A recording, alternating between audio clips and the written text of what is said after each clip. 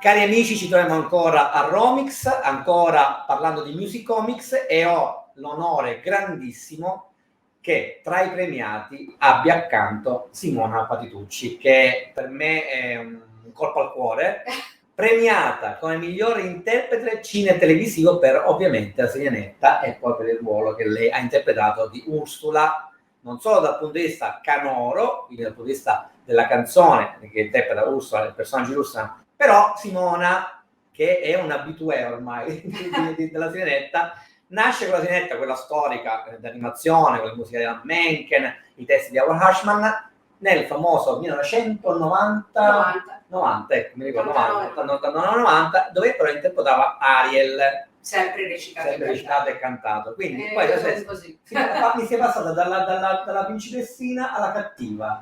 Allora, io non la definisco cattiva, cioè i personaggi Disney sono antagonisti, ma non perché non voglio definirmi cattiva, figurati, cioè non mi piace il termine, in certi momenti è anche un po' buffa, diciamolo, sì, è sì. Sicuramente un'icona.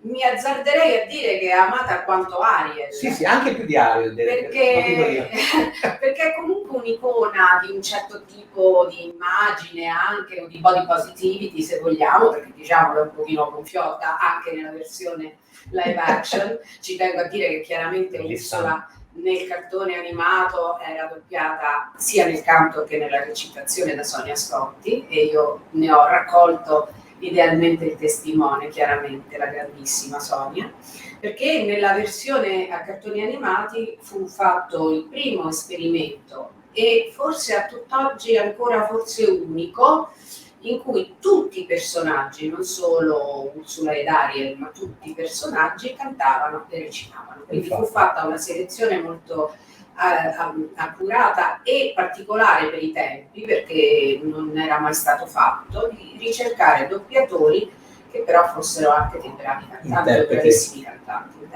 Anzi, aggiungo e sottolineo una cosa che mi è capitato di fare nella mia recensione su colonne sonore, quindi andatevela a leggere. Ho trovato in una delle rare occasioni, all'interno ovviamente dei live action e anche dei film di animazione Disney, che la versione italiana, questa volta da un punto di vista sia interpretativo, recitativo che canoro, cantato, è la versione migliore rispetto anche a quella originale. Io complimenti, ho imparato ad accettare. Brava. Io direi fare i finti modesti, anche perché, diciamo la verità, come ormai il pubblico un po' ha cominciato a capire, perché ci sono tanta attenzione nei confronti del doppiaggio, cosa che 30 anni fa non c'era. Sì, passava quasi in sordina, più che altro non era così conosciuto, diciamo così. Devo dire che La Sirenetta all'epoca contribuì parecchio a far scoprire il mestiere del doppiaggio cantato, del doppiaggio dei cartoni animati.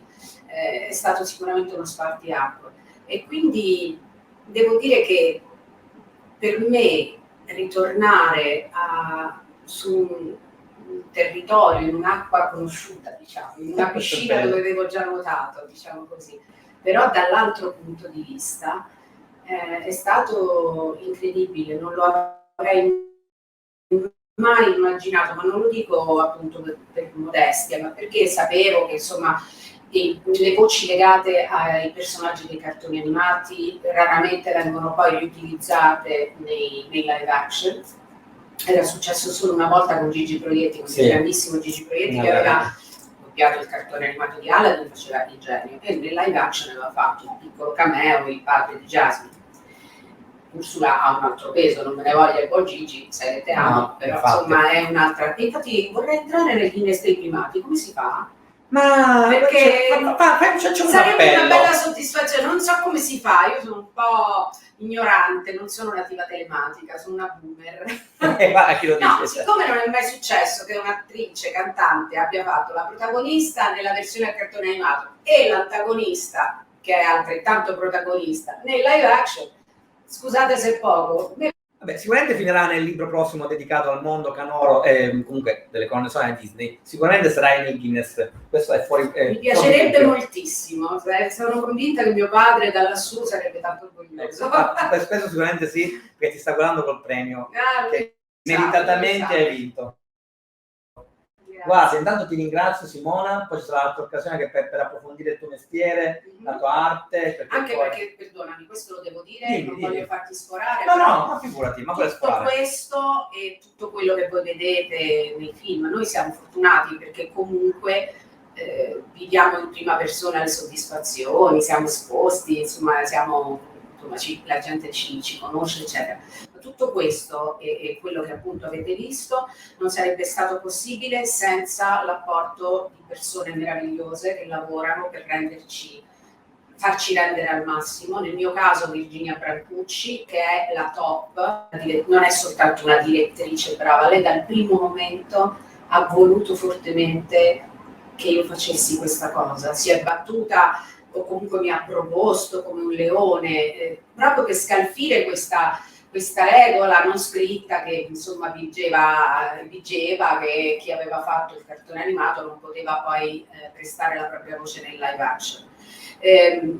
Fortunatamente Virginia ci ha creduto Lavinia Fenwick della Disney, ci ha creduto Simone Raineri sempre della Disney, ho avuto dei potenti alleati e Virginia mi ha veramente diretta, come mi ha diretta peraltro Massimiliano Atto nella parte recitata, con una mano veramente preziosa.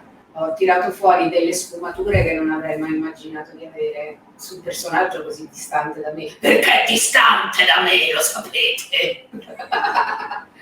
Quindi ognuno di noi ha una piccola Ursula dentro di sé. Meno male, per questo ti adoro. Fappilo, io adoro da sempre, diciamo le villain, chiamiamola così in maniera delicata, dai. Grazie Simona, grazie complimenti, veramente. Grazie. E tanti auguri. Alla prossima. Ci vediamo. Io continuo.